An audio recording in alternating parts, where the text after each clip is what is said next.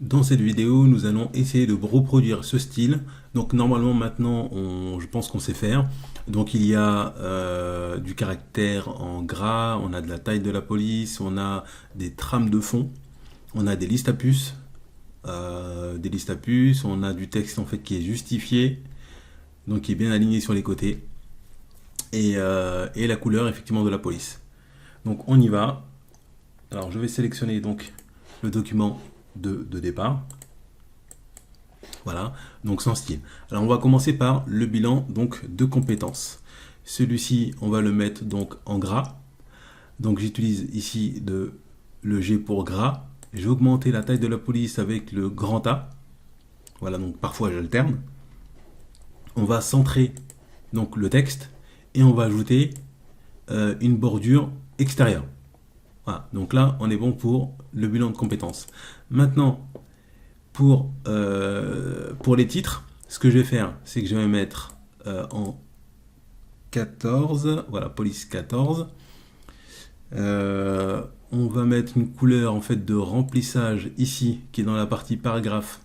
On va prendre un gris. Bon, n'importe, on va prendre ce gris-là.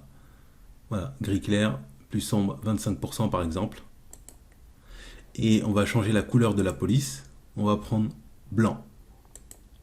Voilà, donc comme ça ressort bien. Attendez, donc là je me suis trompé en fait. C'est pas du gris en fait qu'on doit prendre, c'était plutôt du vert. Je viens de m'en rappeler. Voilà, donc là c'était du vert. Donc là maintenant on est bon sur cette partie et on est bien aligné sur la gauche. Donc je sélectionne et là ce que je vais faire c'est que je vais recopier la mise en forme, reproduire. Je clique.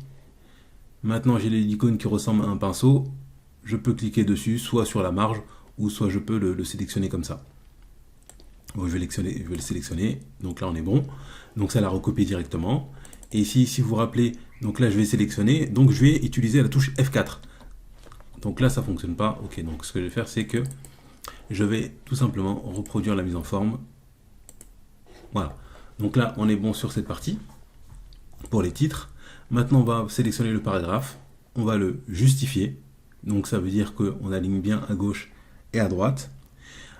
On va également mettre des listes à puces sur directement tous les paragraphes parce que donc il y a déjà de retour à la ligne, donc il va reconnaître directement. Là on va prendre les carrés. Ok.